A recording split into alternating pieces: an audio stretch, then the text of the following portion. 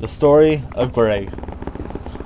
Be me, be 16 around 2000. Was an outcast but wasn't popular kid either. Kinda did my own thing really. Shared world history with this kid. His name was Greg. And this was his fall from grace into autism. Greg at this point was quiet, reserved, and never did anything to get bullied, especially after Columbine. After all this was gonna change soon. Friday, he was totally fine. That Monday, apparently Greg's parents had bought him a computer and an internet connection. Oh, how 2 days can change a man. He obviously hadn't showered at all since Friday. He didn't really pay attention during class and was mostly drawing in his notebook. His smell was palatable. The bell finally rang. Greg collected his things and headed for the door. Not before he bumped into a guy named Mike. Mike was not pleased with Greg's odor. Jesus, Greg, you fucking reek!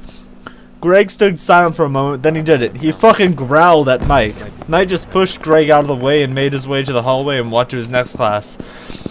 The rest of the day, the kids gave Greg a strange room. Tuesday. Apparently Greg didn't do his homework the night before. Instead, he bought a gray hoodie, some cloth, and sewed some ears to the hood. At least he showered this time, thankfully. The teacher was a really nice vegan lady from Oregon. She was a little pushy with homework, but that was it really. She asked for the homework to be passed up in front. Everyone had theirs in. Greg, where's your homework? Silence. Greg. She approached his desk. The room was strangely tense before this. Greg was a good student. She was standing at Greg's desk. Greg. She reached out for a piece of paper she assumed was his homework. Then he snapped at her, not like yelling or screaming. He tried to bite her. You could actually hear the clack of his teeth. The teacher gasped. Then Greg just got up and Naruto ran out of the room. No one had seen such a thing before, and we were really taken aback by him trying to bite the teacher.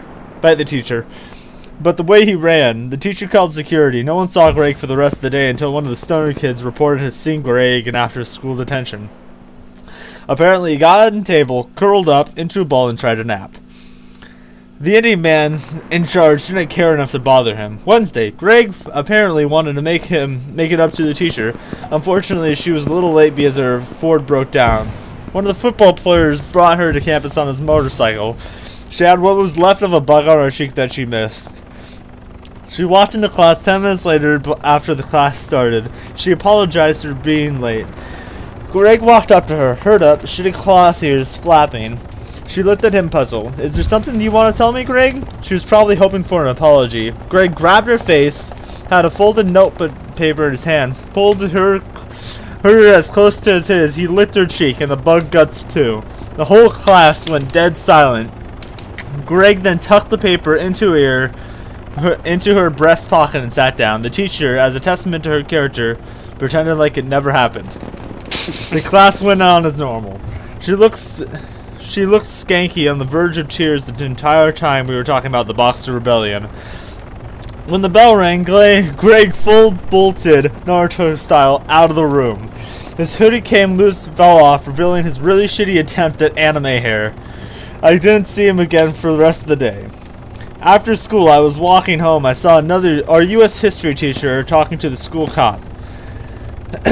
With her equally vegan and upset boyfriend there too. We didn't see Greg for 2 weeks after that. Thursday, 2 weeks after the incident, Greg was back. If you didn't think he was bad after a weekend of early 2000s internet, Greg has been exposed for a full 2 weeks. He clearly hadn't showered at all. He looked like he had slept, ate, and shat in the gray-eared hoodie. He reeked. He also had added a very poorly made tail to the back. By this time, we were on World War I. The teacher decided to hold class outdoors for once to demonstrate some things. As soon as we got outside, everyone put themselves upwind of Greg. The teacher would live in regret of having the class outside. Everything was going fine. We were discussing the Battle of the Somme and the gentle Arizona weather. Greg, what are you doing? All I shot to Greg to see what horror we were about to witness. Greg was digging with one hand in the soft soil. He didn't answer. Everyone turned back to our teacher, then the digging got more ferocious. Greg, please stop digging. The groundskeeper worked really hard to grow that grass. No answer. He kept digging. Greg! The digging intensified. Greg, stop it! Still nothing. Mike stood up and started walking towards Greg to stop him. By this time, Greg had a foot-deep hole about a square foot wide. Everyone stopped their faces when Greg turned around, dropped his pants, and started to poo. Oh god, the stench! This was probably the first shit he'd had in 2 weeks. Everyone flipped out and got as far away from him as possible. Greg managed to fill the entire hole up, then he lifted his pants, sniffed it, and buried it. The 9 out of 10 goth girl fainted. Greg got sent to the office and was sent home for the day. Friday. Greg was tolerable before that day. Nothing happened. Bah. The following Monday, Greg was late to class, like really late. The poor teacher marked him absent halfway through the Treaty of Versailles. Guess who showed up? Fucking Greg. The horror. We didn't see it at first or for the next 10 minutes, but then we heard it. A crunch. Not the normal granola kind. Like the wet, gross kind. Then, the kind that something biting into a bone would make. The girl in front of Greg turned around and she flipped her shit. Greg, what the fuck? Greg had a bird. A half-eaten bird. He was late because of this. I was marginally impressed because he'd managed to catch a bird, kill it, and partially eat it. I also wanted to throw up. The teacher approached him and attempted to rescue the poor avian creature from his hand. Greg wasn't having it. He actually landed a bite on her, a bad one. Mike had enough of his shit. Before he could react, though, Greg was through his meal at him. The distraction worked. Greg attempted to jump over a desk. He failed, landed face first on the tile. Luckily, he had enough time to get up, spit out some blood, and Naruto run out of the room. Somehow he wasn't expelled for this. Our teacher missed 2 weeks of school because of an infection, though. About a week into our poor teacher's absence, the substitute put us in a computer lab to research some shit. She sat right behind Greg. Thanks to her fat ass and her odor, she was immune to Greg's smell barrier. Our schedule was fucked that day. They were having an assembly for 8th graders that would be attending next year. So we had our first class. So we only had our first class that day for 8 hours. We broke for lunch. Nothing weird happened with Greg yet. We got back though. Shit started happening slowly. Everyone had a post-lunch sleepiness. Half the class was napping out there. Oh wait, yeah. Weird text post. Shit. Half the class was napping. The others were either working or goofing off. I was helping the 9 out of 10 goth girl work on her horror novel. Wasn't too bad except for some grammar errors. And we were flirting. Shit was cash. The substitute fell asleep at some point, leaving Greg free to do as he pleased. He was really pleasing himself. I happened to glance up and catch it. Poorly drawn, or early 2000s, furry porn. Greg was jacking it pretty hard. He must have had just started because no one seems to have noticed yet. Hey on.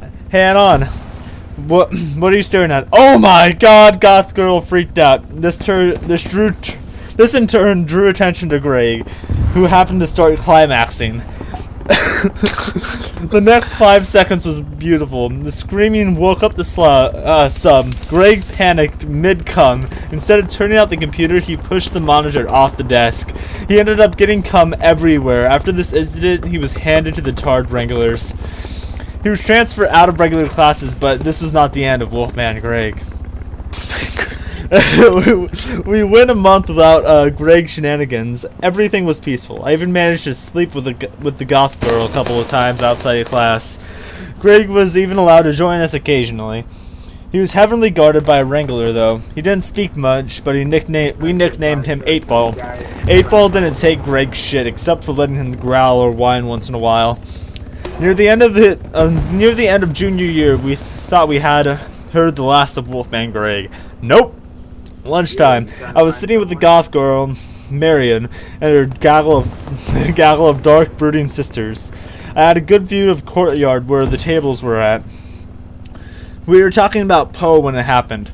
The doors of the Tard building burst open and there was Greg. I was horrified. I watched him sprint out howling. 8-Ball was nowhere to be seen. No one really cared or noticed the horror that was about to happen. Greg wandered around for a bit before singling out his prey. a poor shy girl named Marissa. He snuck up behind her, oh god, he pinned her to the table, and then pretended to mount her.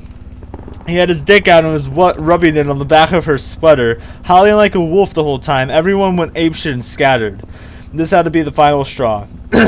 This went on for what felt like forever until he finally came up Marissa's back. 8-Ball finally showed up after getting Arby's. Greg was expelled after this and labeled as a sex offender. Marissa dropped out, 8-Ball lost his job, and that was the end of Wolfman Greg for high school.